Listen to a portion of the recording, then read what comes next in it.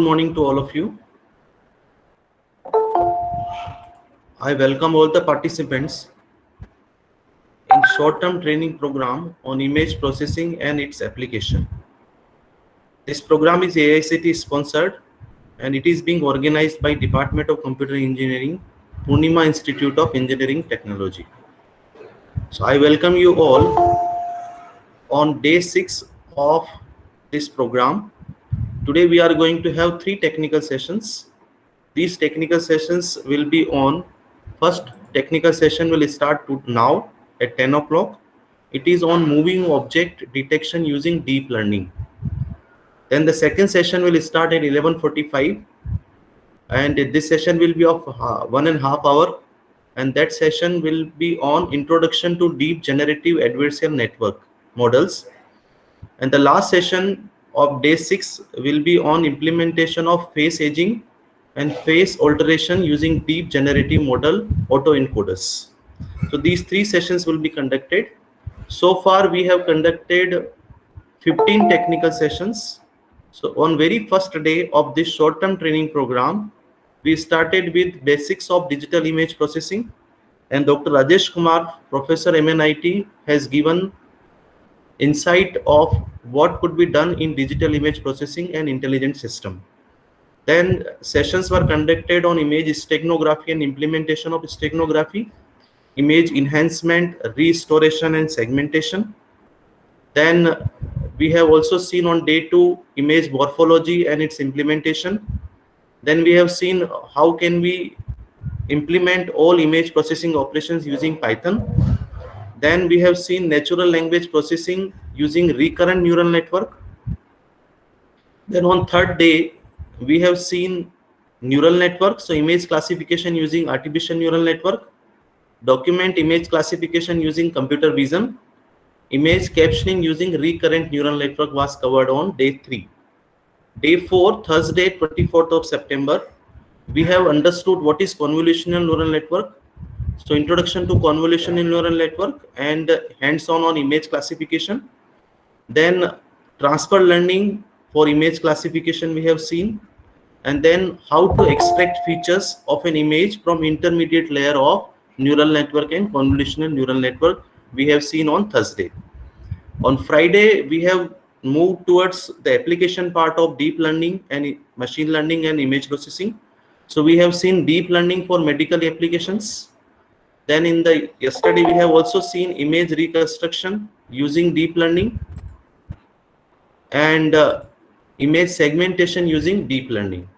So today now we are going to take technical session on moving object detection using deep learning, and to conduct this program we have with us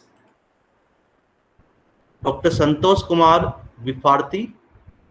He is an assistant professor in Department of Computer Science and Engineering at Malvi Institute of Technology, MNIT Jaipur. He finished his PhD at Indian Institute of Technology, Banaras Hindu University, IIT BHU Varanasi, under the supervision of Professor Shyam Krishna Nagar. Before that, he received his master's degree in System Engineering at Indian Institute of Technology, Banaras Hindu University, and he is a regular reviewer of many top-ranking international journals, IEEE transactions on image processing. So I welcome you, sir, in this technical session, and over to you, sir. Thank you, sir. Thanks for the opportunity to share some of our knowledge with our participants who are actively working in this particular field. So is my screen is visible? Yes, sir, it is visible. Okay. Okay, good morning, everyone. Myself is Dr. Santosh Kumar Vifarthi, working in the Department of Computer Science and Engineering, MNIT Jaipur. So I am leading my Vision Intelligence Laboratory in the Department of CSE. So the more details maybe you can find out from here through this particular website. Today we're going to discuss about the concepts of moving object detection with the help of deep learning. And before going to discuss about the problem solving with the help of deep learning, so what are all the approaches we need to understand in the traditional approaches, Then we can go for the deep learning and the various challenges in the literature and so on. We're going to discuss about some of the research findings, what we have observed or what is there in the literature. We're going to discuss about some other portions. So the name itself is saying the moving object detection. So you can also term as this is a change detection also. Change detection is nothing but wherever the change is there, we need to detect that. So what was the difference and how we can able to solve this particular problem? That is called moving object detection. If you can able to observe from this particular figure, whatever you have seen here from 1, 2, 3, 4, and I hope you can able to see the differences, right? The left side is you can able to see my pointer.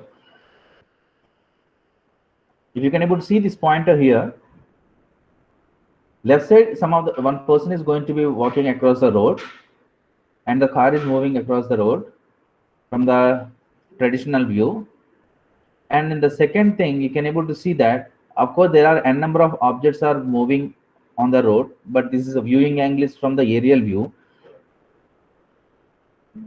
And if you can able to observe the similarities between the conventional and the aerial view is wherever the objects are moving, those objects are detected and highlighted with the bounding boxes. You can able to see it here. There is a two bounding boxes are highlighted here wherever the objects are moving.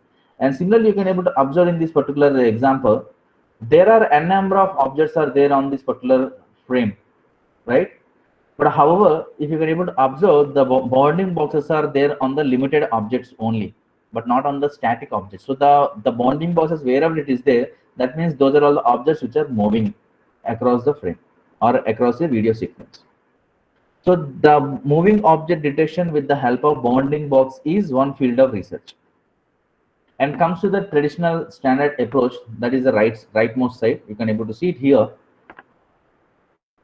The rightmost side, if you can able to see here, the moving objects are detected with the pixel-wise classification, pixel-wise segmentation. So what we are trying to do here in the rightmost side is wherever the object are moving, wherever the system, when and where this particular pixel is treated as a movement, that particular thing is considered as a foreground. So I hope you might be understand the difference of the background and a foreground, right? Background means something which is a static, which is not moving. So something which is not moving and it will be present as a static object, then it can be considered as a background. But something which is moving in front of the frame can be treated as a foreground. Now, in this particular thing, something which is a moving is considered as a background. Then there are another number of challenges will be also occurs. For example, if you can able to observe the leftmost side again, leftmost side image here. For your reference, I'm going to show this. Yeah, you can able to see it here. Here in the first one, if you can able to see it here, there are some people are skating on a snow, but there is a snowfall is also occurring. So from a camera perspective, there is a snow falling is there. But if you can consider, the snowfall comes under the background, but not a foreground. But if you can take the pixel-wise estimation, if you can able to consider, that snowfall is considered as a foreground. So now this is the one basic challenging problem we need to consider. Even though the algorithm is detecting this as a foreground, but actually it is not a foreground. So you have to take a decision out of it. Similarly, if you are standing in front of a particular building, there is a fountain.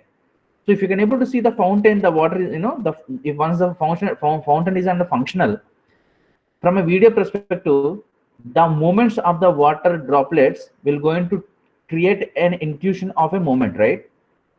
But that particular fountain belongs to a background. But how you can able to make the system to understand that yes, this is a fountain which belongs to a background. Similarly, there might be a wind. Because of the wind, there will be trees, leaves of the trees maybe, due to the air, it might be swinging, or it can be little movement will be there. Now the question here is, you knew that particular movement of the leaves due to the air So you have to take a decision that this is belongs to a background, not a foreground.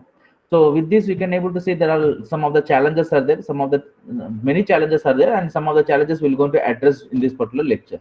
So you can, so here from this we can able to say this: the moving object detection can be detected in two different approaches. Left one is through bounding box approach, right one is segmentation based approach, and the rightmost side is the basic traditional approach, the standard way, and the left one is which we have proposed in our lab, and some of the things we're going to discuss on both the things. So as I told you that what was the basic principle of moving object detection. The basic principle of moving object detection. So what was the basic principle of moving object detection? So now you have to understand one thing, that as I told you, that name itself is saying that moving object detection. So here you can able to see there is an object detector as well as a moving. So you are planning to detect the objects which are only moving.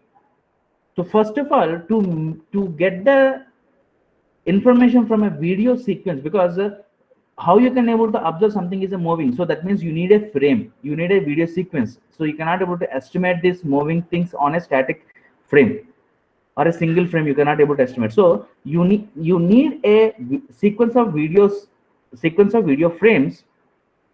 From that particular video frames, first you need to detect how a particular background looks like. The first step is to detect or estimate a background is our first step. Once you have estimated a background, from the background you need to estimate the saliency estimation. That means saliency estimation is nothing but wherever the movements were there or wherever the changes are happening with respect to the background estimated versus the previous frames. So with the help of this background estimated frame versus the sequence of the background frames, you have to basically estimate the saliency estimation. That means wherever the changes are there or wherever the important information you are thinking, you have to identify that. Once this step is over, then you have to send this particular information to the segmentation, foreground segmentation. So from this particular foreground segmentation approach, you are going to classify now this particular information may belongs to a foreground. If so, you can represent with a white pixel or it can be represented with a black pixel, vice versa.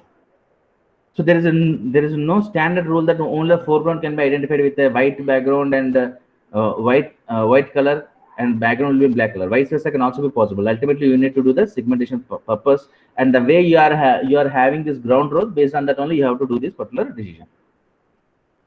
So I hope this two things you are clear, right? One is a background estimation, then motion saliency estimation, then foreground segmentation,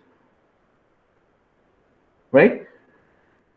So where generally we have to use it? Okay. The concept of this moving object detection is a very starting basic preliminary approach in many of the applications which requires in our real world scenarios. So in most of the other applications, this moving object detection we are going to use as a default, or we are going to use as a preliminary step. The basic fundamental rule will remain same, and depending upon the application, and based on your end goal, the information will going to little vary. How? We'll see. So what was the importance of this moving object detection? You can able to see this particular first example, that was intrusion detection, intelligent visual surveillance or intrusion detection. Now you can able to observe here there will be a surveillance camera at our places, whether it can be our campus, whether it can be any places, and you know there will be some boundaries. Generally we should not cross the boundary. Now the question here is, crossing the boundary will have the two different meanings. I am crossing a boundary through a proper channel gate. By opening a channel gate, I am crossing it.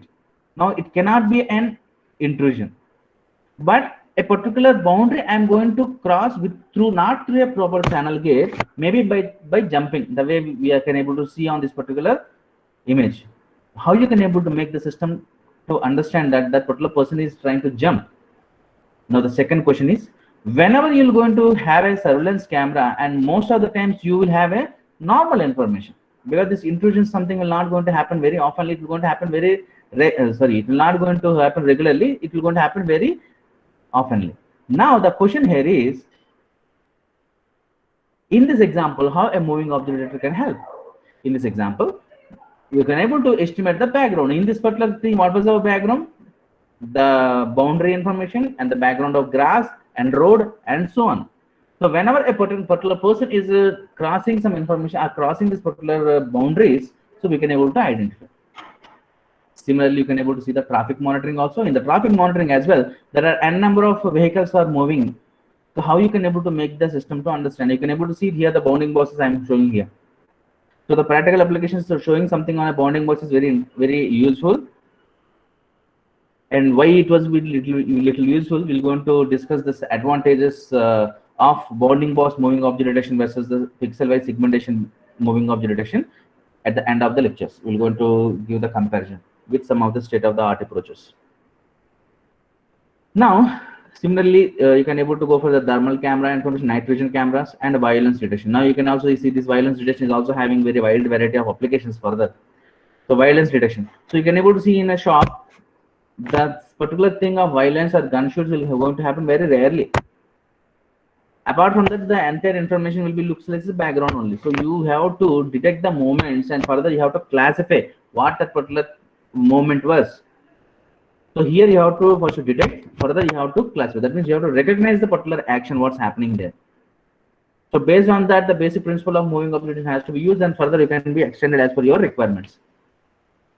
So another one is leakage detection. So this was very interesting and attracting area nowadays, because in most of the, maybe in you might be heard about some chemical industry in Andhra Pradesh, there will be some chemical leakage was happen, right? So if we can, with the help of this vision processing applications, we can able to develop leakage detection. So there also leakage means there will be some sudden change. The change is something different than the as usual. So you can able to detect that. And another one is detection of based tracking. So object tracking. So this is also one another interesting approach. And trajectory formation, trajectory estimation, this is also another interesting problem. And nowadays the recent work which is attracting is prediction, what the next moment is, or from this particular game, in the next second, how a particular player is going to throw a ball, or how he will going to do it. So the prediction is also going to, this applications of prediction is also going to attract the researchers. And recently the researchers also worked on the prediction problem rather than working on the standard problems. So another interesting problem was also in anomaly detection, if you can able to see that. So anomaly means something which is not normal. So now we have to first define what is a normal and what is an abnormal. So the definition of this normal and abnormal is not uniform across all applications. No, it is the definitions will going to vary from one problem to another problem. Now your target is to provide a solution for the abnormality. Now whenever we are going to talk about the abnormality, at the same time we have some another challenge in that, what was the definition of that abnormality, in which abnormality, in which sense you are going to solve the problem.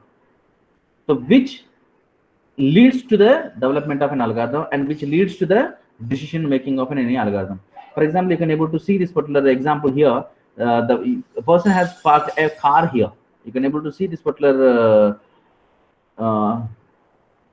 object here. You can able to see it here. So a person has parked a car. Now the question here is it an abnormal event or is it a normal event? So you can able to decide this normal and abnormal depending upon the signboard of here. If this particular parking area is if this area is a parking area, then this is a normal behavior.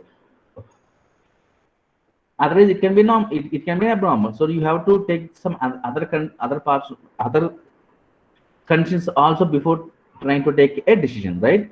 Similarly, if you're going to consider the recently in 2019 and 2020 CVPR workshop, the NVIDIA has conducted one workshop, especially on the abnormality behavior on a highways.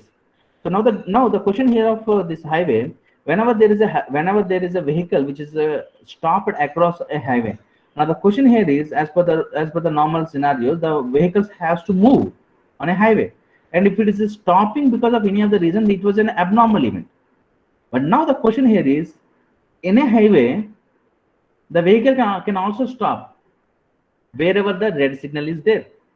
So now on a highway, the vehicle can able to stop wherever the red signal is there.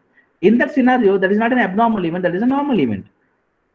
Now the challenging question here is, if something which is not moving on a highway perspective, we cannot able to take that as a abnormal. Apart from that, before trying to take a decision, we need to consider the other scenarios as well. There also we have to understand what the particular background is conveying information. So in that, whenever you will have in a background there is a red light, then you can able to consider that this is a normal event. But in a green light, something is happening, it is an abnormal event. So based on this, we need to estimate how a background will looks like and how the foreground is going to be looks like, and based on your application you have to make the decision. So therefore this change detection is a concept which is a very preliminary area of research in most of the other applications. And similarly we have another interesting and challenging aspects for forensics analysis.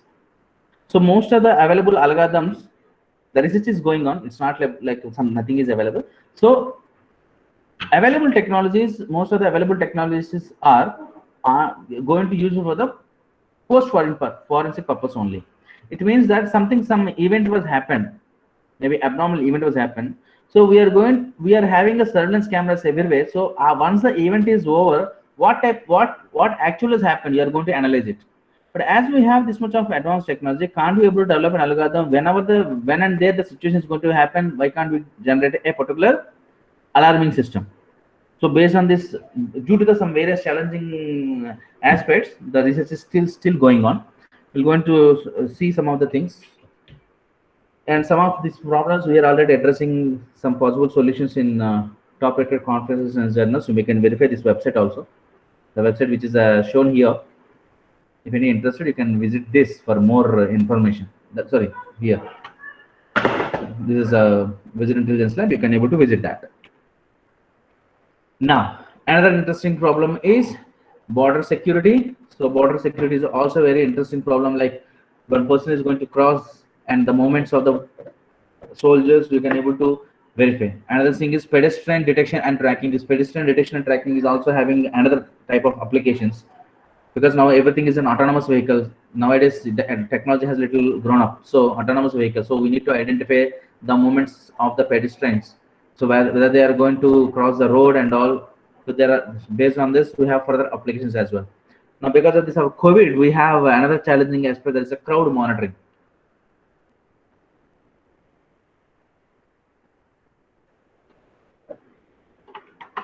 Now the challenging question is crowd monitoring. Now generally, if there is a concert is happened, when and there the concert is happened, there will be a lot of crowd. Now that crowd is a normal one, because there is some normal event is happening. To watch the show, the people are going to be gathered there, so that is a normal event. Similarly in a particular shopping mall, there are some musical events or dance programs, something is going to happen, so people will going to be gathered there to watch that. So it was a normal event. But because of something was happened which is not normal, then the crowd is going to be gathered. So now you have to analyze why the crowd is going to be gathered. So in that situation, you have to estimate the background as well. Then you have to identify the foreground information as well. Right. So for this COVID, this is also another interesting problem of crowd monitoring, is another interesting field of research which is attracted many researchers. Now another area of which is having further more challenges and a lot of scope. This is one is like, search and rescue operations through UAVs, so unmanned aerial vehicles. So with the help of unmanned aerial vehicles, something is happened, so we can able to monitor the situation, and if required, we can able to help. Similarly, for the disaster responses, you can able to, with the help of these UAVs, we can able to pass the food packets, or we can able to pass the medicines and so on. There are a number of other applications also there, so that you can able to identify where the objects were and what was the damage and so on. Again, disaster response, you can able to see that we can able to identify the vehicles from the second or first column. You can able to see that here in the disaster response. Similarly, remote monitoring areas, so we can able to through aerial, we can able to do the surveillance of a particular area. We can able to do the surveillance, we can able to estimate is there any event is happening and all. Now, if you can able to see that another challenge here, of course, this is also there. Also, there one type of moving object operation is also happening here, but there are two different challenges which is very quite common before we have to address or develop any of the solution. The first challenging is from aerial view. If you can able to see, the object looks very small, but the first challenging is from an aerial view. If you can able to see, the object looks very small. But in the normal view, you can, if you for a normal view, you can able to see the object size will be very bigger. I'll show you some other things even little more clear later on. So in the normal views, I'll discuss about the difference between the aerial and the conventional view later on. So whenever we're going to solve any of the problem for the conventional views, I mean normal views. So moving on different weather conditions, as I told you that there might be a rain, there might be a snow, there might be a fog. How you can able to develop an algorithm? Background changes and camera jitters. So your background may also going to be vary. If it's keep on changing, your background is keep on changing. Now, how you can able to analyze? Because whenever it is keep on changing, it will gives an impression of a foreground. So in moving object detection, the basic intuition was the background generally will not going to change very oftenly. So it will going to it will not going to change very regularly. It will going to change at a particular time interval, because whenever you're going to travel, immediately the backgrounds will not going to change. It will go after some extent of time period only, the background will going to change, right?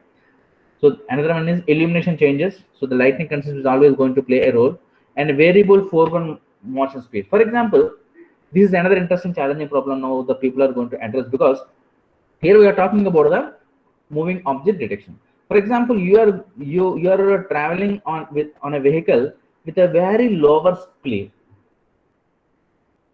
You are moving with a very you are moving very slowly, and another vehicle is moving very faster. The very slow movements will be treated as a background, and at the same time, very faster movement is also going to be treated as a background, because because of the speed. If you are moving on a very faster speed, the particular object will be not appear on longer period of time, right? Because you are going to analyze at a particular time frame. You are going to analyze this particular estimation of the background of 50 frames or 30 frames and so on. So it will be very difficult. At the same time, if you're going to estimate your object is moving very slowly, then it will going to create again a confusion. So handling this variable foreground motion speed is also another important aspect. Similarly, shadowing and so on. So these are all the occlusions. These are the very quite common problems which are here, and many of the researchers are addressing on these particular problems. So as I told you, these are the things you can able to see it here. Background changes, as I told you, there will be a fountain. The fountain is actually a background, but it will going to create a foreground. It will going to generate, because of this movement of the fountain, it will going to create some foreground impression. So how you can able to analyze that is another thing. And illumination changes, as I told you, and there will be a shadow, because of the shadow it will going to create like there will be another human or another object which is moving, but actually it is just a shadow. So how you can able to handle it? Then occlusion, you can able to see there. In the occlusion, you can able to see there will be a tree which is going to cover a particular object. How you can able to handle that? And the blurred information, the blurring can happen because of the various reasons, like the sensor is vibrating. For example, a camera jitter is another example. In the camera jitter, there will be a small movement on the camera also. So it is going to create a motion information. It is going to create such type of appearances on a screen. And nighttime visual scenario, how you can able to solve it. And similarly, thermal imaging and foreground sizes. That's why I told you, like bigger size, moderate size, and smaller size. So the size of the objects will also going to create a particular challenging aspects. And frame rate. So frame rate, as I told you, like how slow and how faster is the frame rate you are going to use it. Based on that, the algorithm is going to change. And if you can able to, like, assume you have developed a solutions on the traditional normal views, you cannot able to give a guarantee that the same solutions may going to help or solve a problem on the moving object detection in a aerial view. Because whenever you are going to change a viewing angle from a conventional view to the aerial view, Again, the further another challenges will be there from an aerial view. What are all those challenges? You can able to see it here. Size of the object is a bigger challenging first. You can able to see it from the first one, the size of the object. Will you able to observe here? There is a small object is there here. Can we able to observe because of the night view and size of the object? Similarly, you can able to see it here. There are some objects which is highlighted on a green color because it is there is an object which is inside the trees. So there is an occlusion problem. Obviously, the size of the object is very smaller and still it is an occlusion. And you can able to see this color of the objects.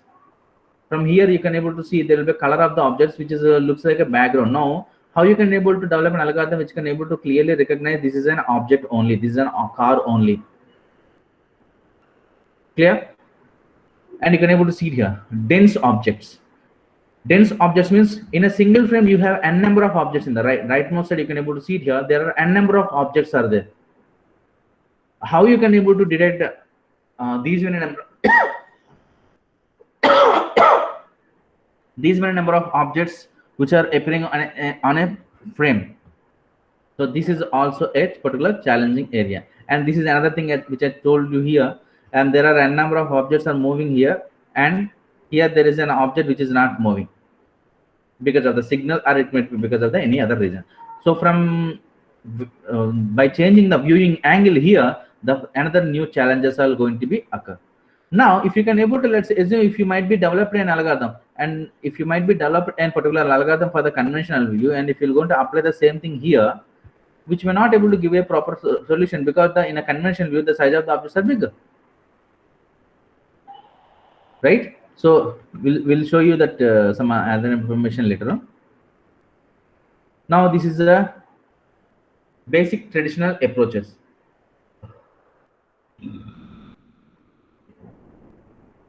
Now, how we can able to solve this particular problem?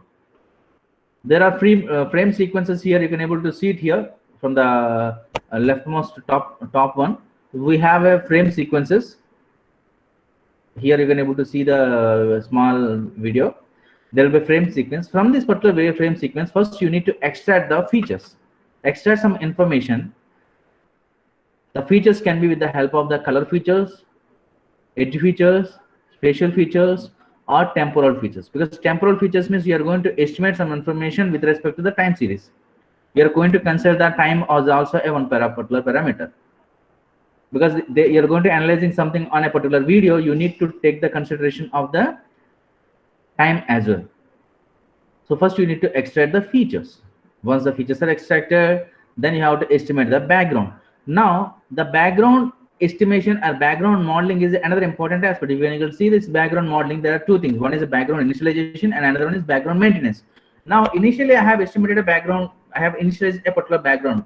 The simple approach of estimating a background is first initially you take a let's consider the case where you have a video sequence which is having 1,000 frames. You have 1,000 frame sequence. You have a video which is having 1,000 frames or 100 frames for easy understanding. Out of these 100 frames, initially you take 20 frames or 30 frames. With the help of this initial 20-30 frames, you calculate and estimate a particular background. How to estimate, we will see later on. Once you have estimated a background, with the help of this background, from the 21st frame onwards, you estimate whether there will be a movement or not. How you can able to estimate? Just you can able to take the difference between the background whatever you have generated and the current frame, that is the 21st frame. You take the difference, and if you find any of the differences, if there is a changes which is lower than a particular cutoff, that is called a threshold, you can consider that is a background, or you can able to consider that is a foreground. That is called initially you have initialized a background, then you are trying to estimate the foreground. But now the question here is, you have taken a first 20 frames as a background, it's perfectly fine. But as the time goes on, this background also has to be updated according to the situation, right? So that is called background maintenance. So every time you have to maintain a background so that with respect to time, the background will also going to be vary. Therefore, it can able to give a proper, there is a chance of identifying a foreground information. Why we need to do that? I'll show you. We will discuss again later on. Now you can able to see this particular feature extractor. So in the literature, there are a different type of feature extractors are there. There is a colored, edge, spatial, temporal, and hybrid features as well. So hybrid features are nothing but there will be a combination of the color and the texture features together to take a further decision. So in the literature, there are this type of combinations also there. We're going to discuss some other things. Now the comes to this particular background modeling. In the literature, we have a different type of set of background modeling. One is parametric and statistical background modeling. Another one is non-parametric, cluster, network-based, fuzzy models, domain transform, subspace learning. So there are different type of background modeling techniques are also there in the literature. So as I told you, foreground detection. To detect a foreground, there are again two different type of problems are there. One is a thresholding based, another one is a classification based. As I told you that thresholding based means, as I told you, like initial 20 frames you have considered as a initial 20 frames you're considering as a background frames. Then with the help of these frames, you have constructed a single background frame. Now from this particular background, what are the things you have constructed from the last 20 frames? Now you compare with the current frame. What is the current frame? 21st frame is your current frame. Now you try to take the difference between these two, 21st frame and the background you have estimated. Try to take the similarities. Now if both are similar, that means what are the background you have estimated and what are the current frame, the difference is same, or the difference is less than the threshold value whatever you have decided, then it can be treated as the 21st frame is also a background. If there will be sudden changes or high changes are there, that means some threshold you have to consider. Based on the threshold, if you can able to treat this particular thing as a above the threshold, you can able to consider that particular frame is a foreground frame. So based on the threshold, you can able to decide its foreground detection. Similarly, based on the classification models as well. Similarly, in the literature, you can able to see there are a number of approaches are there based on from the last few years, from the 2000 around 2000, end of the 2017 and 2018 onwards, if you can able to see, there will be the researchers are going to focus or developing an algorithm for that with the help of deep learning models, with the help of the way you are feeding the input. There are a number of different approaches that somehow we have classified these approaches in this particular manner. So initially, the way you are feeding or taking the frames and feeding to the network, based on this, the research is going on. So what is the importance of feeding this particular frames and all? What are the disadvantages? What are the things which is happening on the literature and how we have overcome and all? We will discuss slowly. Now you can able to see this sequence of T frames you can able to pass to the network, or some subset of sequences we can able to pass to the network, or only current frame, or only pre-composed background models you can able to pass to the network. So as we are seeing, the basic approach of this change detection is segmentation approaches. You know that there will be encoder and decoder concept. So in the encoder and there is a decoder. So with the help of this encoder decoder, we can able to do it. So as I told you, the way you are going to pass an input to the system is also playing a role. Then what type of features you are going to apply is also going to play a role. Then whatever the encoding technique you are using, similarly the decoding technique has to be followed. So these are some of the classification, like pre-trained weights the people have used, and caption network they have used, address convolution they have used, and LSTM, and the combination multi-scale features, traditional plus deep learning models together. With the help of these two, the researchers have developed various algorithms in the literature. We're going to address some of the things later on. Now, in this particular field of moving object detection, you can able to see it here. These are all some of the data sets which are available. So this is one article we have published. It is under, of course, one is published, one is under processing. If you can able to see it here, the detailed frames and video sequences and the total number of labels and type of nature of the particular data set details we have already given detail. You can able to see there are few things we have addressed here.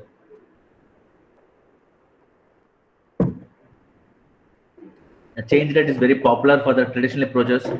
Even for the deep learning also, many people have used the change rate. Later on, the research is going on. There are another challenging aspects like DAVIS and all, PTIS. There are a number of data sets are there to work, and similarly underwater also there are some of the data sets which frame information. Now this is another interesting problem which is important for us. This is the evaluation in matrix. So I hope you are already aware of this precision recall and also with the help of this precision recall and F-scores, we are going to analyze how accurately, how good our proposed algorithm is in detection of the change detection, or how accurately it can able to detect your foreground information in a frame sequence. So with the help of this particular precision recall and F-scores are for the pixel-based segmentation. But as I told you that we have proposed one particular algorithm that was bounding box based foreground detection. That is a bounding box based moving object detection. What was the need of using this type of algorithm? We will go to discuss later on. So whenever you're going to use this bounding box based algorithm, so you have to take the help of IOU, intersection of union. Based on, because you are going to consider, you are going to calculate the precision based on the two bounding boxes. How much these two bounding boxes are going to be overlapped to each other. It is not on a pixel based decision, it is based on the group. So how accurately these two are going to be overlapped. Based on that, we are going to take a we are going to evaluate the performance, right? So here in bounding box problems, we have to go for the IOU instead of simply go for the precision recall and F-score. But the segmentation problem, we have to go for the precision recall and F-score. F-score is a very important concept, and we need the F-score value should be a little higher. In this particular procedure, the first problem we are going to discuss is candid. Anybody having any questions at? Are you able to follow me, or am I going a little faster? Hello?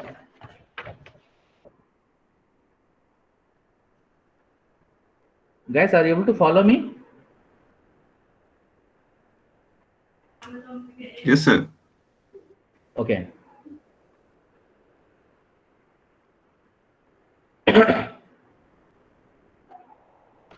Okay. In this particular procedure, we have proposed one particular algorithm that was accepted in ICPR, International Conference on Pattern Recognition. It was happened in China, Beijing, China. It was one of the core conference in our field. So there we have proposed one particular algorithm that's called candid. The main agenda or the main objective or aim of this particular problem is to calculate a dynamic background. Whenever there will be a dynamic background, how we can able to handle the problem. To handle this dynamic backgrounds only, we have proposed one particular algorithm that is called candid. Now, this is a simple flow chart of the proposed algorithm.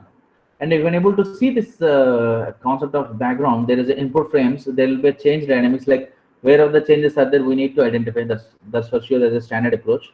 Then we have in the change dynamics, we are going to use two things. One is a dynamic update rate and dynamic thresholding.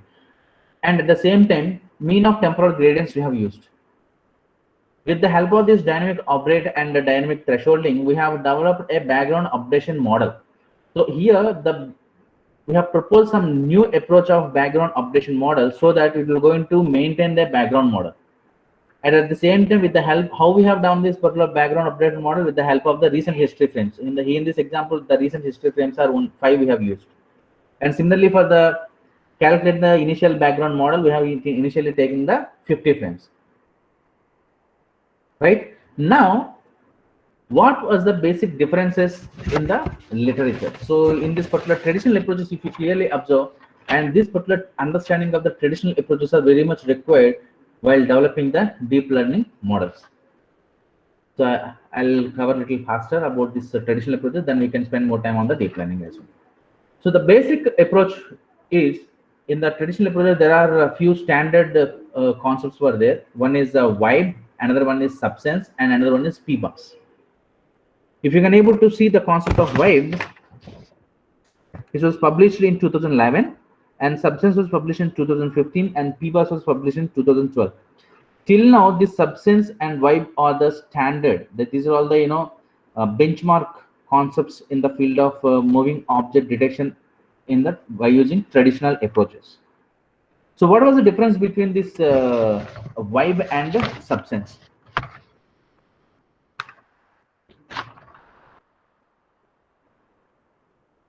So in the why the concepts the authors have generally followed few things. One is a random sampling replacement.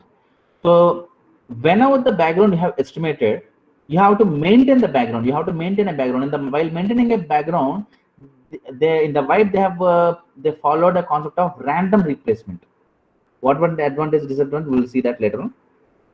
Similarly, the way of they're going to update what are the things here, dynamic thresholding, dynamic updater you said, right? So how we are going to update the things. And similarly, parameters, initial parameters, the way they have taken the initial parameters are another important thing. Similarly, in the substance is a concept where they have used a concept of local patterns, that is a pixel level spatial temporal feature descriptors. They have followed the feature descriptors and color and adaptive feedback mechanism. So these two things they have introduced in the substance. So with the motivation of these two, we have and if you can see the in a overall way, so initial parameters were manual in wideband substance. So manual you have to initialize, but that initializing the parameters will going to vary from a video sequence to video sequence, because one video can be having different backgrounds and another video will have a different background. So how you can able to initialize a manual parameter is a challenging question. So in this particular candidate proposed one adaptive parameter, semi-automated adaptive parameter initialization. So the parameters are going to be initialized as per the information which is available in a video. So that algorithm is going to take a decision what type of parameters needs to be done, which is available in the candidate.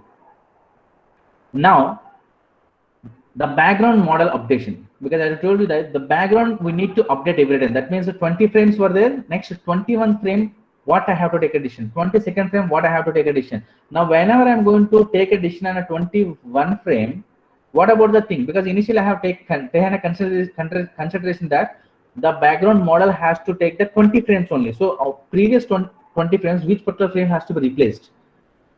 As I told you, in the traditional approaches, they have used a randomly replacement. Anything can be replaced. That random replacement is it advisable or not? We will see. Whenever you're going to update any of the model randomly, then you are going to give the importance equally to the background samples as well as the foreground information also. So randomly, if you will update, it will going to update anyway. It can be relevant, it can be irrelevant. Anything can be updated. So whenever you are going to use this random updation policy, there is a chance of insufficient, it will not going to properly update it, so it may lead to the insignificant accuracies. So that was another problem. So in order to address that particular random replacement, we have proposed one a deterministic update policy with some strategies. And how good our algorithm is, the concept of vibe was sensitive to the background model and the proposed algorithm was not sensitive, as our main goal is on whenever there will be a dynamic background, how good your algorithm is. For example, the fountain, as I told you, the fountain is a fountain on a background is a dynamic one. So how accurately, how good your algorithm is to identify that was a there is a movement, but still it is a background. Another one is, as I told you, like a dynamic update rate. Of course, dynamic update rate is also failed in vibe, but it is available in the substance as well. And the concept of color images, we haven't used any of the descriptors. We haven't used in the candidate. And yes, neighborhood pixel background updation strategy we have followed in all the approaches. So as I told you, like you can able to see it here. There will be a snow, there will be a tree, there will be a background. So here initially we need to take the help of mean of temporal gradient. That means initially you have to take the mean of all the frames whatever you have considered as a background frames, the n initial frames, that is a 30 or 50. In this example, we have taken a 50 initial frames as a background frames. From the particular 50, we have estimated a particular temporal gradient mean, that is temporal mean. You have calculated the mean out of this 50, so that you will going to generate a single frame. So once you are constructed a single frame out of this 50, this is how the information will going to look like. And you can able to see it here, as I told you, change dynamics, because the first approach of change dynamics are how in your algorithm, wherever the changes are there, first you need to identify. So If you can able to see here with the help of the change dynamics, whatever we have proposed in the previous case, as I showed you here, if you can able to change this dynamic update rate and the dynamic thresholding here, then these are all the part of this change dynamics. And you can able to see it here. It can able to identify this this algorithm. You can able to see it here. It can able to ignore the background, but wherever the changes are happening in the foreground, because of here you can able to see there will be small fountains over there, and which in the initial stage it was able to recognize that. And this is how the ground truth will looks like after the algorithm. If you can able to see it here, there will be a car is moving on here, right? Car is moving on here, and with the proposed algorithm of candidate, it's able to recognize the car. Of course, there will be a small noisy information available on the foreground as well. So with the help of change dynamics, initially what are all the changes are there, we have update, we are recognizing. Later on, with the help of this temporal history frames and background models, we are going to sequentially updating the model. Further, we are going to use the foreground detection. This is how this particular change detection algorithm will going to apply and going to solve the particular problems of this dynamic background model problem. And these are all the results. You can able to see it here. And the more details, in detail algorithm and approaches, this is clearly explained and clearly given in the particular paper. You can refer this particular paper, which is available in our website as well. So as I told you, like this is a CDNet 2014 is very popular data set. So in this particular data set, we have implemented on some of the set of video samples, and these are all the further results. And you can able to see the differences between the proposed model versus the other models, which I told you, like vibe, substance, and all. Now this is another problem which is inspired from the concept of substance, as I told you. And here we have proposed one new feature descriptor. That is an antithetic isomeric cluster pattern for retrieval problem as well as a chain detection problem. So one particular feature descriptor is applied in two different applications, and you can able to see it here. This is one feature descriptor which we have proposed, and if you can able to from this particular figure, you can able to observe here there is a pink response and there is a blue response. If you can able to see, the one is exactly opposite to other, and if you can able to see, you are going to take the relations between among the neighborhood pixels, not with respect to the center pixels. And of course we have considered the center pixel also, but however the way we have extracted is a different. So you can able to see we have created this particular region of 3 cluster into 2 parts. One is a upper cluster and second cluster.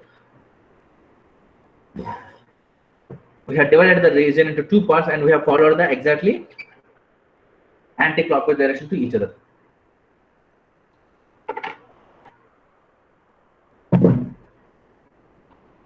So if you can able to go for this 4 direction information, indirectly you can able to capture the 360 degrees information.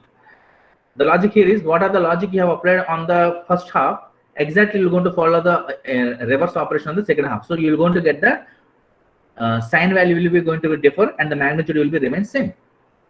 So with this algorithm, instead of covering for the 360 degrees as 8 direction information, just invest your energy on the 4 direction information, and you can able to get the 8 direction information.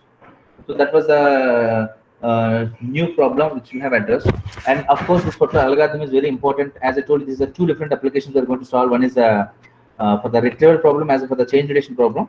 You can able to see here some mathematical procedure you can able to see on paper, and you can able to see it here. This particular algorithm is mainly focusing on the, as I told you, as we have highlighted the directional information, right?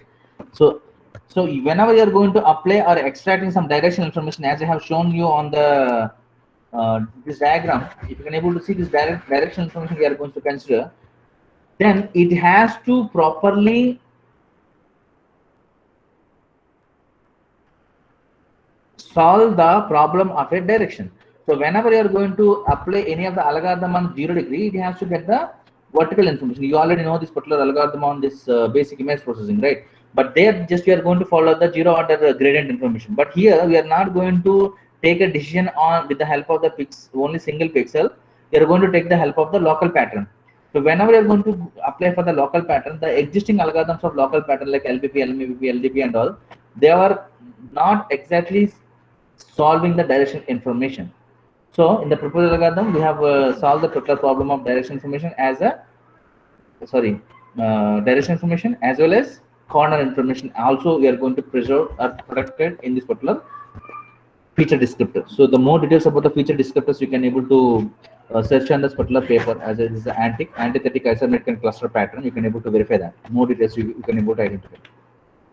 Now the question here is, okay, the features have extracted, but now how you can able to use this on a temporal sequence, because initially the features have extracted on a single frame. It's perfectly all right, but ultimately you have to take these particular features on a temporal sequence so that you can able to estimate whether there is a changes are there or not, right? So to do that, again further we have extended the work to calculate the inter and intra-antic features. So inter features and intra features. So inter features means with respect to two particular frame sequences in between two neighbors, we are going to take a decision. Current frame and future frame. Take two different frames and take the pixel-wise relations. So as you know that local patterns are having 8 neighbors. So whenever you're going to take this inter pixels, you're going to, anyway, you're trying to take the decision between the two frames, you're going to get the 16-bit information. So as I told you, this is a 16-bit information for the intra, similarly for the inter. And what was the logic what was the logic behind this particular implementation of this intra and inter? So the logic here is, if you can able to see this particular background information here, and I hope you can able to see it here. Let me zoom it up. Yeah, you can able to see it here. This particular, let's take a small patch of here, and for this particular patch, this is how the background will looks like. And this is, with the help of this intra, you are going to get the 16-bit information, right? Similarly, at the particular same location, after some extent of time, let's going to consider this particular patch of information, which is a shadow, right? From this particular figure, you can able to clearly see this. This is a shadow. It is not a man; it is a shadow, person's shadow. So for this particular shadow, again you will have a small patch of information. From there, you are going to get the 16-bit information. Now let's take the other part. On the same location, wherever there will be a movement, so there will be a chance of a foreground, right? So here is the leg movement. Initially, the leg is not here at this location. Now the leg is here. Now again, it will have the 16-bit information. Now you're trying to take this here with the help of this Hamming distance between this background versus the what are the things you have identified. Now you can able to see it here. You take the background, you have a 16-bit information, and you have a shadow, right? You have a 16-bit information. In between these two, you try to take the Hamming distance. And if you can able to see the Hamming distance here for the background versus of the shadow, the Hamming distance is 2. But wherever in the same location, wherever there will be a foreground, and you can able to see it here, the Hamming distance is more. So with the help of Hamming distance, you can able to say, suppose with the Hamming distance, the threshold value can be 3. Let's assume 3. In this particular paper, we have considered the 3, I think, 3 or 4. So now the background, whenever this Hamming distance is more than a particular threshold, whatever you have defined, then you can consider that as a foreground. Other than that, the values are lesser than the threshold, whatever you have decided. It can be decided either it can be a shadow or it can be a background. So even though shadow, you can treat it as a background. I hope you are able to understand, right? So here, this is how the particular pattern, the particular local patterns are going to help us in identifying wherever the changes are there in a particular frame. So you need to estimate the background first, then you have to try to take the relation between the background versus the current frame. What are the current frame you are having? You try to take the relation between these two with the help of the local patterns. This is another approach which is published, and you can able to verify that paper also if you are interested. And these are all the results on the CDNet dataset. These are some of the results which I have shown here, and there will be other more results also available.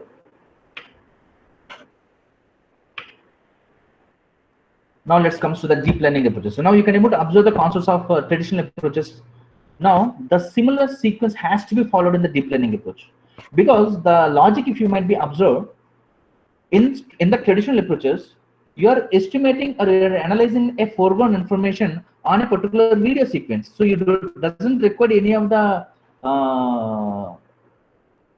doesn't require any extra information, because while you are developing an algorithm, just you need a ground truth. So you have initially you are taking the frames, you are extracting the background information, background estimation, then saliency map you are generating, then you are passing the segmentation, and you are trying to take a decision.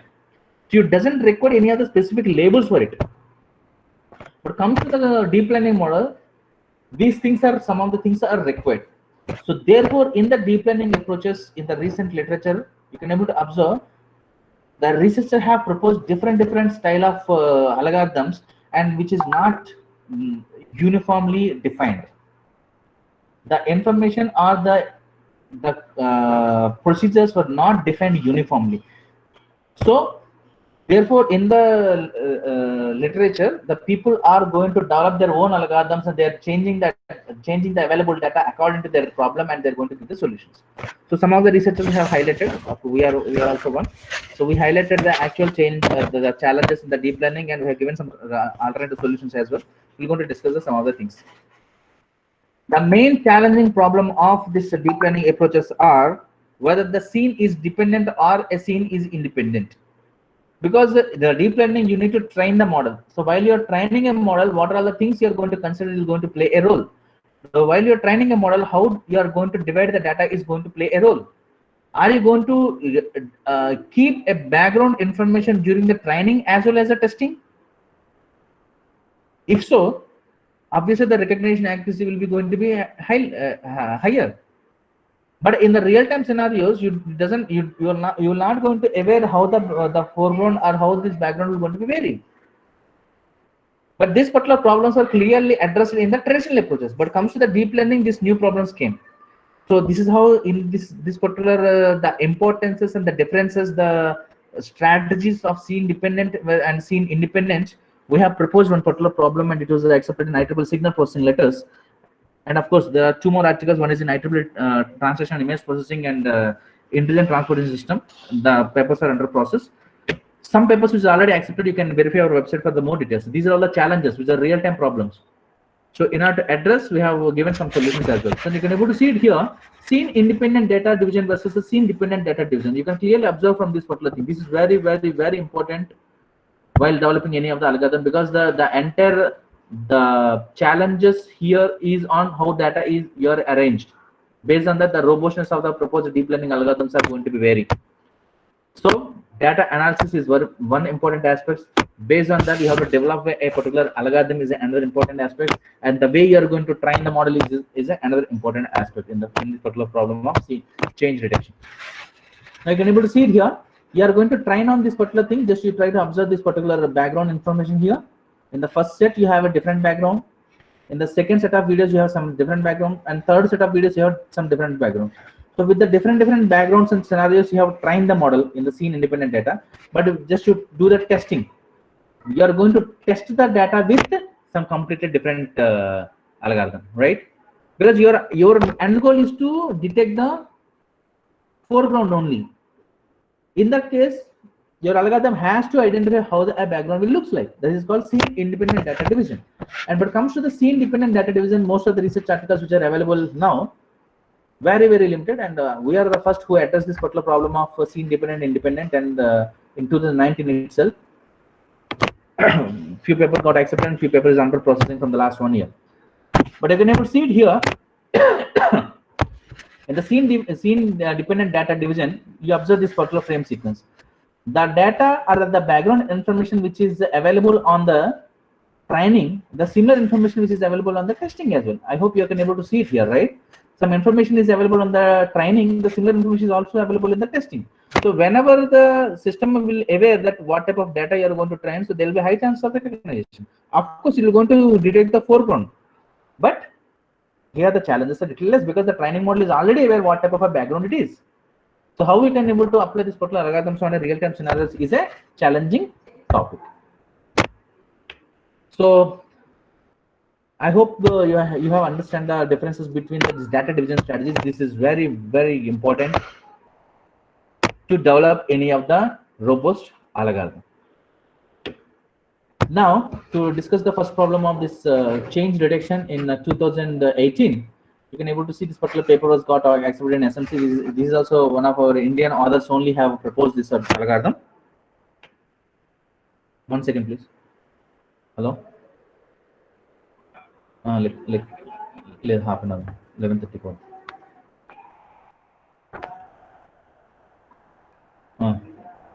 లేదు మధ్యలో ఉన్నా, లెక్చర్లో ఉన్నా. 11:30 phone చేస్తాను.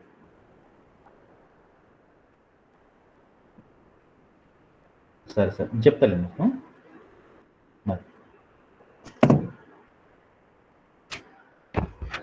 Yeah, so now you can able to see this particular paper.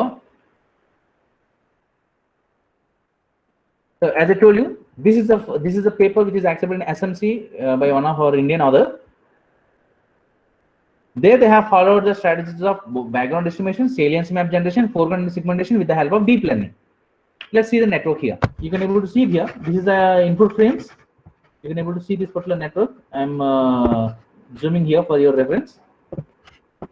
Yeah, this is the input frames. With the help input frames, they have calculated a background. This estimated background is a median. Manually they have created the median information of the 50 chunks. Remember this particular algorithm. This is a approaches in the early stages of change detection with the help of deep learning. These are the initial approaches. So you can able to see this particular initial 50 chunk of frames. They have calculated the background. They have estimated the background. You can able to see the dimensionality of this particular frame sequence. So initially 100 frames are there of 512 cross 512 cross 100. Then I have estimated a single background as called 512 cross 512 cross 1. Later on, with the help of this multi-scale approaches, they have used this saliency estimation. They have initially estimated the saliency. How they can able to estimate the saliency? Simply you try to take the difference between the background model and the current frame. We can able to get the salience information. Then they have used a very simple layer, that is a 2-layer encoder network. Then they have followed the 2-layer decoder network, and they got the foreground detection. And at the same time, we can able to see this to handle this multi-scale problem. They have reduced the dimensionality by half here in the spatial as well. Then they extended the work, but at the last they have combined these two results to get the final results. This is the ground truth, and this is what they have got. This is a simple approach which they have proposed. But what was the limitation here? They have used the concept of background. They have initially used the manual intervention of a background because they have calculated the background. That is the limitations. So initially they have estimated the background as I told you, and this is on a small chunk of video. You have to observe this particular thing. They have divided the data into chunks. I will show you that. This is the importance of the saliency map. You can able to see it here. How the saliency map is. It's not a segmented response. It is a saliency map response, right? It's a original image. This is a saliency response. So this is a simple network of 2-layer simple encoder and decoder. The network is so simple, and you can able to observe here. They have used the concept of in the encoder decoder. They have used the temporal pooling operation, not the spatial pooling operation, because this is one thing we need to observe in the change detection, that in the change, especially in the change detection, you have you need to take a decision on a single frame, right? Because you are going to pass 50 frames as a chunk to the system, to the network, but ultimately you are trying to take a decision on a single frame. So here the size of the frame should not be affected, because if the input same is m cross n, the output is also should be m cross m, because pixel segmentation you have to take it, because your ground truth is also m cross n. But you need a decision on a single frame. How we have to do it? Then we have to use the concept of temporal pooling operation. We need to use it so that with the depth of the temporal information can be reduced. So how they have divided the data? This is the interesting problem you have to understand. That is we have in this particular data set, CDNet data set, 18,334 frames are used there, out of which they have used 12,873 frames they have used for the training, and remaining can be used for the validation of the network. So they have given something like a validation accuracy in this particular paper. So they have divided this data into two parts, because one sequence is there, they divide into two parts based on the chunks, right? So in the training and validation, the similar background may appear. There is a chance of appearing in this data. And the limitations is they have not applied on all the categories. They have applied on the very limited categories to solve a particular problem. How we can do to solve this particular change relation with the help of deep learning. This is the first attempt. And this is the first paper, which is in 2018, which was accepted with the help of completely end-to-end solution. That means, what is meant by end-to-end solution? Your deep learning network will going to take care about the entire thing. That means from the video you are passing to the network, it will going to give an output. So there will be no manual intervention. Entire thing has to be done, take care by the deep learning network only. So this is the first paper which is published in 2018 by giving a complete end-to-end solution. This is also with the same Indian author, where they have developed their own background estimator. Of course, yes, there will be some limitations are there. We will discuss some of the limitations later on. But this is one of the inspiring approach.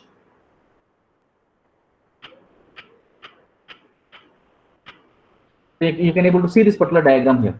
This is a complete flow chart. So as I told you, initially you will have the video frames, right? Initially you will have the video frames. So ultimately you have to take a decision. So with the help of this video frames, what is important for you? You need to estimate a particular background first. So in the previous approaches, we have estimated the background with the help of the mean or median manually. You have taken a chunk of frames, then you have divided that particular chunk of frames into with the help of this mean or median, you have constructed a single background, and with the help of background, you have calculated the saliency map information. Then you have passed this particular saliency map information to the encoder decoder so that the foreground can be estimated. But the question here is how you can able to develop a background, how you can able to learn the background without any manual intervention, how you can able to learn. So this is how, this is the first end-to-end solution which is available. Of course, yes, there will be some limitations. We're going to see that limitation later on. Now you can able to observe this particular diagram clearly. Initially, you have taken the others have taken a 50 frames. With the help of 50 frames, they have taken a temporal pooling. Initially, they have taken a simple temporal because they want to learn a background. So what the procedure they have followed to learn the background? Initially, they have taken a temporal pooling. That means 50 frames. You have taken a mean out of it. Then they have applied 8 filters of 3x3x1 because you can able to see it here. There every time they are maintaining a depth. Later on, they have used the max pooling. Then again temporal pooling they have used so that they are going to get the background. The system is going to learn the background. Now the background is estimated. What is the next step? Once the background is estimated, you have to calculate the saliency map, right? Saliency map means out of these 50 chunk frames where the changes are there. From the first frame to 50 frame where the changes are there. So what they have done, whatever the background they have done, they have repeated this background to 50 times. So they have replicated the 50 layers 50 times. Then they have concatenated with the original data. So original data means initially they have 1 to 50 and they have calculated the background and they have repeated this background for 50. So it is also having 1 to 50. And they have concatenated these two together in such a way if they're going to added this particular background information in every alternative original frames.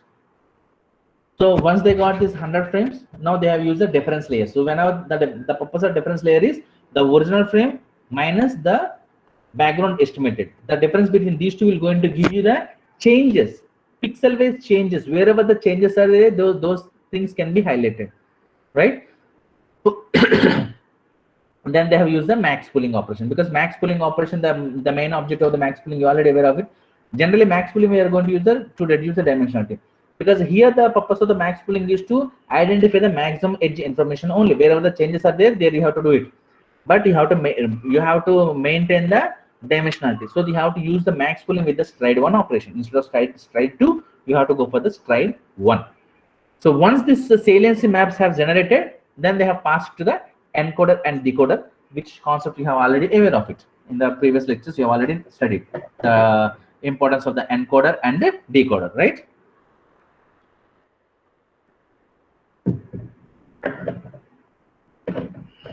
So now this is also going to be given end-to-end solution, complete solution. But what was the problem here? So how they have trained the model? They have to show the robustness and efficacy of the particular algorithm. They have tested the model on the cross data also. It's perfectly good. Cross data is also one of the good approach to show the efficacy. So how they have done? They have mixed the concepts of 2 different datasets, CDNet and LaCISA. Then they have mixed the datasets and they have divided into training and testing, and they have further classified. And they have done the testing with the help of the PTAS dataset. They have trained on the combination of CDNet and the LaCISA, but tested with the PTAS. This is another way. Now, what was the problem here? The problem here is the categories. the way that they have divided the data is a limitation. That means there is a dependency involvement was there. For example, as you might be aware of this, CDNet is having 13 categories, out of which this particular algorithm has used 11 categories. So each category having multiple images. Total we have 53 images are there. So here the thing was, the others have divided the data into chunks. 50 chunks they have divided. That means this particular algorithm will going to be work for the chunk wise. First 50 frames, this is information. Second 50 frames, this is information. Third 50 frames, this is information. So what they have divided the data, the entire frame sequences they are divided into the chunks, and based on the chunks, suppose let's assume they have created a 500 frames are there. They have divided the 500 frames into 10 chunks, or 5,000 frames into 100 chunks. Chunk means group. So that 100 chunks they have divided into training and validation. So there may be a chance of background may also going to be repeated. This is the drawback of this particular thing. So this is also one type of a scene dependent evaluation. Of course, they have, but as it is this approach itself is a new in 2018. So this is also got accepted in IEEE transaction and intelligent transportation system. This is one of the top transaction in this particular field. So this is a complexity of their network with respect to the existing approaches. You can see this on the paper.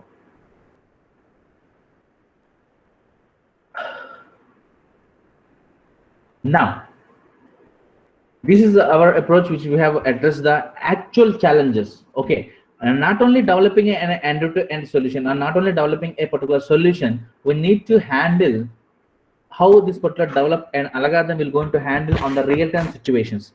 How robust it can able to handle, which is also going to play an important role. So in order to solve this particular approach, we have proposed one new approach that is called 3DFR, a Swift 3D feature reductionistic framework for scene independent change reduction. So the name itself, we have identified the scene independent change reduction. That means here in this paper, we are mainly focusing on the challenges which may going to happen whenever you are going to develop a algorithm on a scene independent framework. Whenever your data is completely scene independent, that means the training is different and testing is different. How we have to develop an algorithm and how it is going to affect the results. To show that, we have proposed this algorithm. This is accepted in IEEE signal processing letters. This is one of the top journals or letters in our particular field of IEEE. So you can able to see it here. The title itself is saying that feature reductionistic framework. We are going to use a 3D because we are going to use the temporal information. We need to use it because of the motion estimation, and I need to reduce the frames as well, so that I can able to calculate the background, right? So here we have used the 3D feature reductionistic framework. So you can able to see it here. We have used some of the 3 different blocks here: avalanche block, and the conflict block, and the temporal median. Further, once we have got the different features, we have once the features have learned, then it has passed it to the encoder decoder network for the foreground estimation. Now you can able to see it here. It was in a complete end-to-end solution, but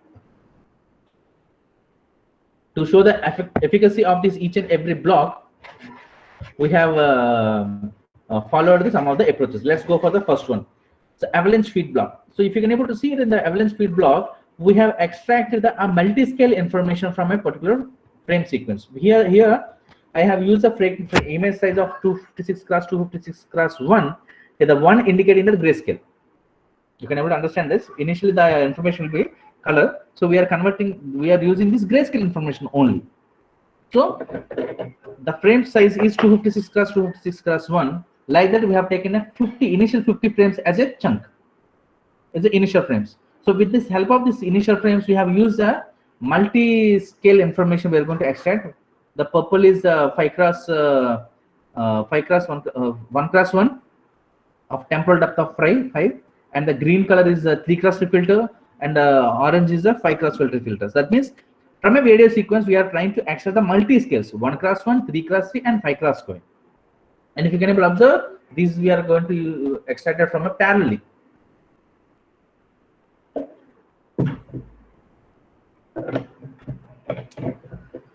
what was the importance of using this parallel?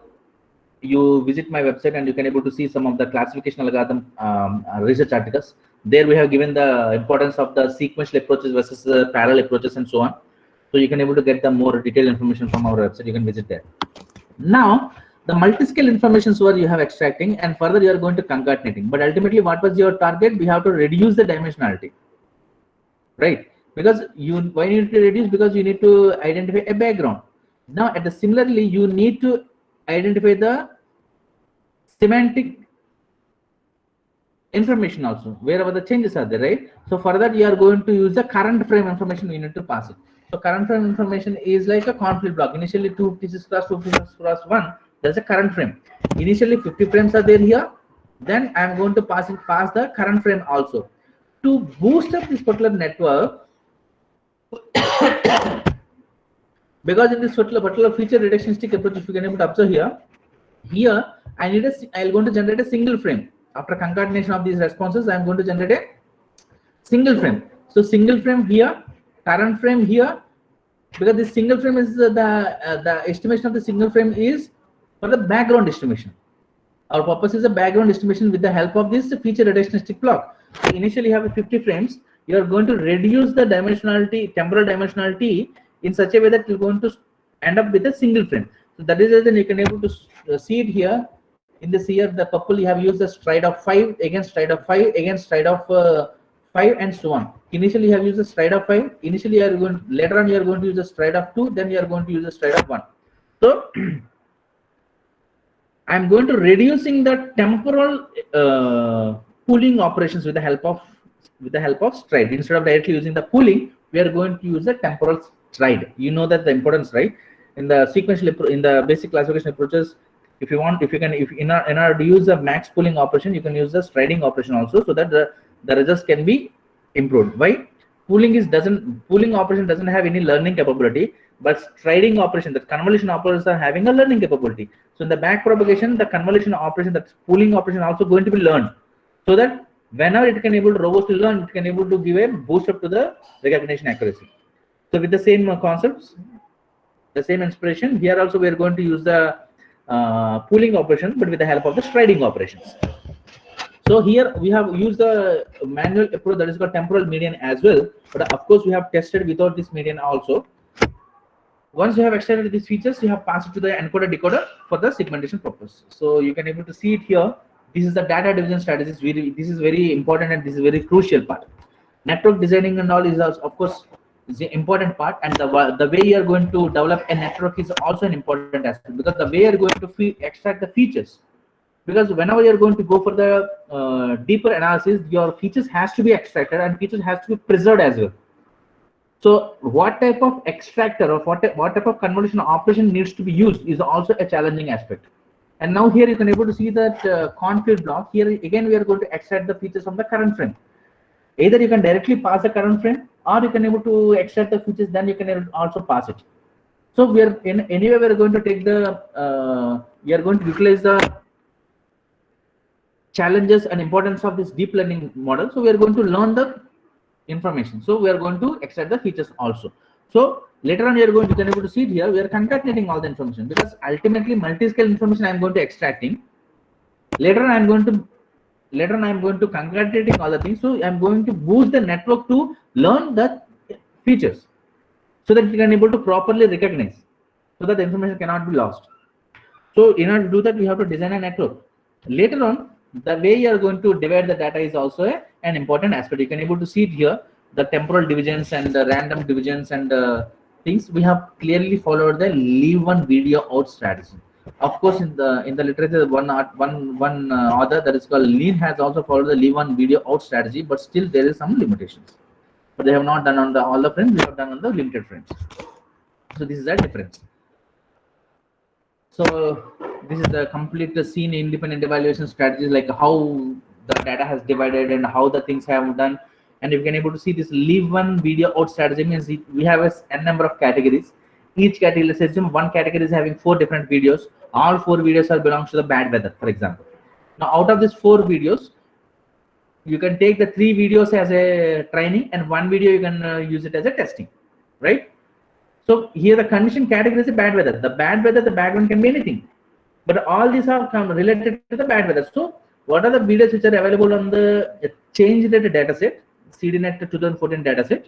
We have divided this data and we have clearly given here. And the difference here is in the literature, if you can able to see that they will simply say that leave an out strategy, but which particular data has to be trained and which particular video has to be tested, that information is not available. But in our paper, you can able to see this, the detailed pinpoint clear information is available in the particular article. And these are all the results which you can able to see in the scene independent evaluation. Of course, similarly, these are all the results. You can able to see it here from the sample data. You can able to see it.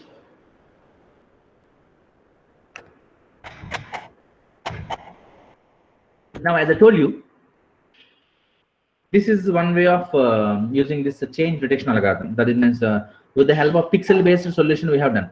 Now, we have parallelly we have proposed one new strategy that is called moving object recognition.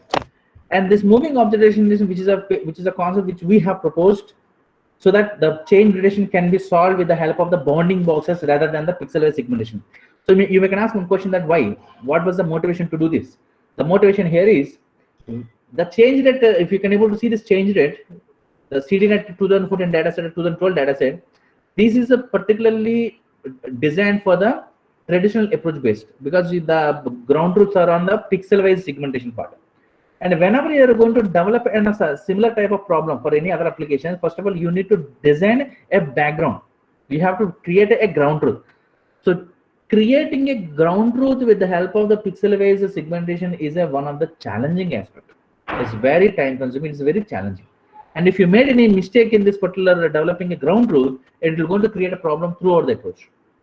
So the ground truth generation is one of the very tedious tasks in the field of this particular change detection. Now, what was the alternative solution? The alternative solution is while inspiring from the object detectors, we have created the ground truths with the help of the bounding boxes. So creating something to a bounding box is very easier as compared to the pixel segmentation. Of course, this is also a difficult task because from each and every frame you have to take the boundary and you have to save it as a ground truth. But still, as compared to the efforts, the bounding box operations were a little easier as compared to the pixel segmentation. So with this, we have developed. Now the question here is how you can able to design an algorithm so that it can able to recognize only the moving objects. So this is how the differences will be there in the traditional approaches with the proposed algorithm. This is the basic frame sequences. The basic object detector are the objects here is what are the objects are there. Everything has to be detected here. You can able to see here is the basic object detector. Whether it is a static, whether it is a moving is not a matter. All the objects are going to be detected here in the first case. The second one is moving object detector. You can able to see it here. This is a pixel segmentation problem. The third one is moving object recognition, which we have proposed with the help of while combining the concepts of change detection with and object detector. You can able to see this with the help of these bounding boxes. We have detected and recognized the object as well. So here the target is moving object, which is a static. You should not do it. Wherever the changes are there, you have to do it. That was a challenging part. I hope the difference you are clear, right? And to make you a little more understanding here, and in this case, in the basic object detector, here you can able to see there will be a cycle, there will be a number of objects are there. But here, and you can able to see it here, the cars are there, no? Here the cars also recognized. But in the moving object recognition, wherever the objects are moving, only those things are going to be recognized. Rest of the things, even though they are objects, it is not recognized. So this is the challenge. This is the difference between the object detector, moving object detector, and moving object recognition.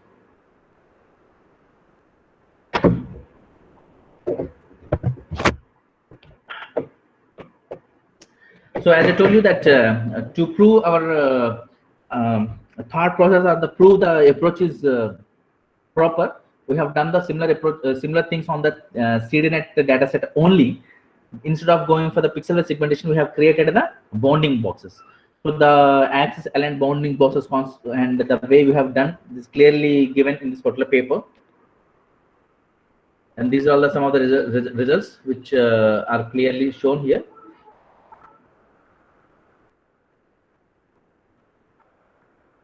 So in order to solve this, we have proposed one particular paper which is accepted in this WSCV, this core years conference in the field of computer vision. This is one of the top conference in our field. So you can able to see it here. Here we have used the concept of two things. From the previous case, we have seen this temporal relationship block, right? Here also we have used a similar type of temporal depth relationship block, but the concepts are little different in the CNN model. Then we have used the temporal median and current frame, so that we have to estimate the background. So in the previous case, if you can able to see the estimation of the background, we have extended the concept of signal processing problem only, signal processing letters. But later on, the rest of the problem is completely new, because it is we have inspired from the ResNet, which is available in the object detector, like not ResNet, sorry, RetinaNet, like YOLO, SSD. There is a RetinaNet. So with the inspiring from the RetinaNet, we have used this particular concept of RetinaNet for the bounding box object recognition. So you can go through this particular paper. This is also a new attempt, which is also having a lot of future scope. So some of the information which we have already given here in this particular paper, you can see this. So you can able to see this particular outputs here. Wherever the objects are moving, only those things will be identified with the help of the bounding boxes. So this is a temporal depth relationship responses, because as I told you, we are going to use a TDR. The purpose of the TDR is to identify the background. Temporarily, you would have to reduce the frame sequences, and you have to estimate a background. So with the help of this TDR, you can able to see the background can be estimated through the proposed algorithm. Then the multi-scale pyramidal structure, multi-level pyramids. The purpose of the multi-level pyramid is to analyze the multi-scale object, because the size of the objects may be going to be vary. The information can be there in the multi-scales. So how you can able to handle it? So with the help of this multi-level pyramid, we can able to handle this multi-scale information as well. And this is a heat map representation in between this TDR, how this particular levels is, because here we have used multi levels, as I told you here. You can able to see in this TDR there are 3 different levels are there. The information of these levels have clearly shown here, like what's happening inside this levels 1, 2, 3, 4. Because I'm going to reducing the dimensionality, right? How it is going to affect, because this is also happening on the multi-pyramid, because you are handling on the multi-scale information, you are passing to the RetinaNet. From there, you are going to get the multi-scale information. So there, how the information can be seen with the help of this heat map representation, we can able to see that. And these are all the results you can able to see. These are all the benchmark results, because this is what we have proposed, and this is a basic one. So we have ourselves have implemented the existing algorithms, and also proposed algorithm. We have compared the results, because existing algorithms are not specifically meant for this particular problem, and there are a number of challenges are there. But if you can able to develop a particular dedicated solution in order to avoid those challenges, your recognition accuracies will going to be highlighted. It will going to be increased. And these are all the things. These are some of the qualitative information. You can able to see this multi-scale information, bigger objects, smaller objects, and viewing distance is also going to be solved.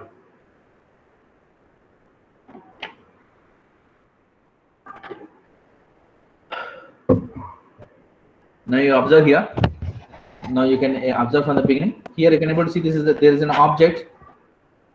I'm playing from the beginning. You observe this here. Whenever this particular car is going to stop, the bounding box are going to be disappear, because your object here is only on the moving objects, right? Here you can able to see there are a number of objects are there, but only it is going to be focusing on the wherever the objects are moving.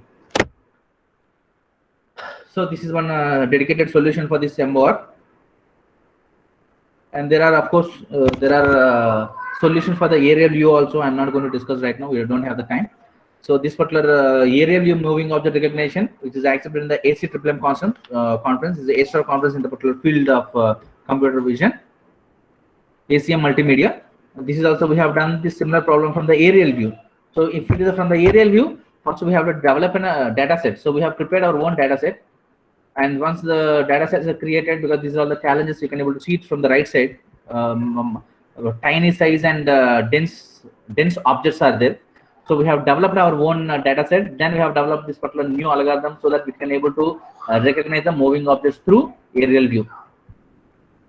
So this is the difference, and this is the advantage of using MOR instead of simple segment is pixel segmentation based ground truth. This is the difference.